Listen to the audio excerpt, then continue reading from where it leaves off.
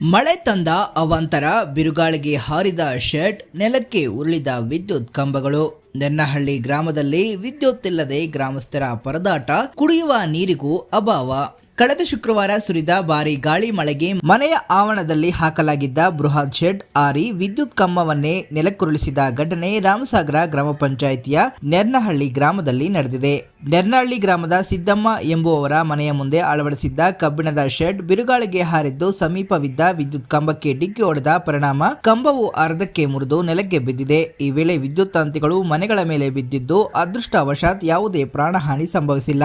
ಇನ್ನು ಗಾಳಿ ಮಳೆ ಪರಿಣಾಮ ಗ್ರಾಮದ ಸುತ್ತಮುತ್ತ 10ಕ್ಕೂ ಹೆಚ್ಚು ವಿದ್ಯುತ್ ಕಂಬಗಳು ಉರುಳಿ ಬಿದ್ದಿದ್ದು ಇದರಿಂದ ವಿದ್ಯುತ್ ವ್ಯತ್ಯಯ ಉಂಟಾಗಿದೆ. 2 ದಿನಗಳಿಂದ ವಿದ್ಯುತ್ ಇಲ್ಲದೆ ಪರದಾಡುತ್ತಿರುವ ಗ್ರಾಮಸ್ಥರು ಕುಡಿಯುವ ನೀರಿಗೂ ಕೂಡ ಅಭಾವ ಉಂಟಾಗಿದೆ ಎಂದು ತಮ್ಮ ಅಳಲನ್ನ ತೋಡಿಕೊಂಡಿದ್ದಾರೆ. ಈ ಕುರಿತು ಗ್ರಾಮ ಪಂಚಾಯಿತಿ ಸದಸ್ಯರಾದ ಕೃಷ್ಣಾರೆಡ್ಡಿರವರು ಪಂಚಾಯಿತಿ ಅಧ್ಯಕ್ಷರು, ಪಿಡಿಒ ಸೇರಿದಂತೆ ಬೆಸ್ಕಾಂ ಅಧಿಕಾರಿಗಳ ಗಮನಕ್ಕೆ ತಂದಿದ್ದು ಕೂಡಲೇ ಕ್ರಮ ಕೈಗೊಳ್ಳುವಂತೆ ಆಗ್ರಹಿಸಿದ್ದಾರೆ.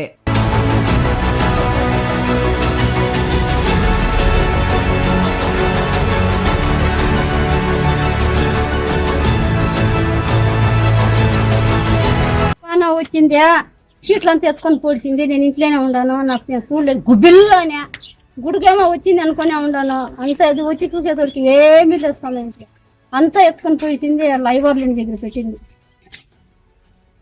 ఎవరికైనా ప్రాబ్లం అయింది? ఎవరికి ఏమీ లేదు సమయం, ప్రాబ్లం ఏమీ ఎవరింటికి తెచ్చుకోలేదు. మా ఇంట్లో ఇంకా ఎత్తుకొని పోయింది. ఆడెత్తుకొని పెట్టింది. ఎవరికి ఏం కావలేదు. ఊరికి మన తోలు మాటలు మనం చెప్పరా. ఎవరు చెప్పిండారు ఇట్లా అయింది అని? ఎవరికి చెప్పలేదు సమయం, మేము బాబుకి చెప్పిండామా. అదే రామసాగర్ మళ్ళీ నన్ను ఎవరో 2 వచ్చిండ్రు రాత్రి. వాళ్ళు మీ నంబర్కి చెప్పండి రాసి తీసుకోవడానికి. ಮತ್ತೆ ರೆವಿನ್ಯೂ ಡಿಪಾರ್ಟ್ಮೆಂಟ್ ಅವ್ರು ಕಂಪ್ಲೇಂಟ್ ಮಾಡಿದ್ದೀನಿ. ಅವರು ಬಂದು ನೋಡ್ತೀವಿ ಅಂತ ಹೇಳಿದ್ದಾರೆ. ಒಂದು ಅರ್ಜಿ ಕೊಡಿ ಅಂತ ಹೇಳಿದ್ದಾರೆ. ಬರೆದಿದ್ದೀನಿ, ಕೊಡ್ತೀವಿ.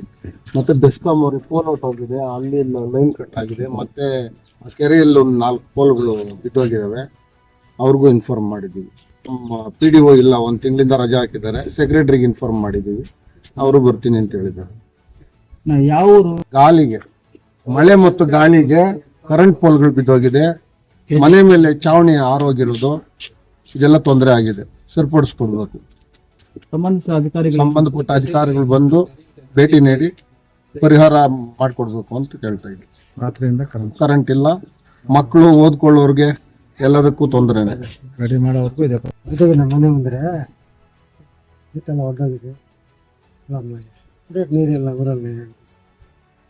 ಸರಿ, ನನ್ನಲ್ಲಿ ಗ್ರಾಮದಲ್ಲಿ ಗುಡುಗಿ ಮಿಂಚಿನಿಂದ ಮನೆಗಳಿಂದ ಮನೆ ಹೆಂಚು ಮನೆಗಳೆಲ್ಲ ಇದಾಗಿದೆ. ಮತ್ತೆ ಆ ಗಾಳಿಯಿಂದ ಪ್ರತಿಯೊಂದು ರೇಕು ಮತ್ತೆ ಪೋಲ್ಗಳೆಲ್ಲ ಬಿದ್ದು ಈ ತರ ಫುಲ್ ಇದಾಗಿದೆ. ಸಂಬಂಧಪಟ್ಟ ಅಧಿಕಾರಿ ಬೇಗನೆ ಬಂದು ರೆಡಿ ಮಾಡಿಕೊಟ್ಟು ಮತ್ತೆ ಕರೆಂಟ್ ಪೋಲ್ಗಿಂದ ಬಿದ್ದು ಕರೆಂಟ್ ಇಲ್ದಿರೋ ಕಾರಣದಿಂದ ಯಾರಿಗೂ ಏನೊಂದು ಮಾಡಕ್ಕೆ ದಿಕ್ಕೆ ತೋರಿಸಿದಾಗ ಫುಲ್ ಮೈಂಡ್ ಅಲ್ಲಿ ಬ್ಲಾಕ್ ಆಗೋಗಿದೆ. ದಯವಿಟ್ಟು ಈ ಒಂದು ಸಹಾಯ ಮತ್ತು ಇದು ದಯವಿಟ್ಟು ಬೇಗನೆ ಮಾಡ್ಕೊಡ್ಬೇಕಾದ್ರೆ ವಿನಂತಿ. ಏನು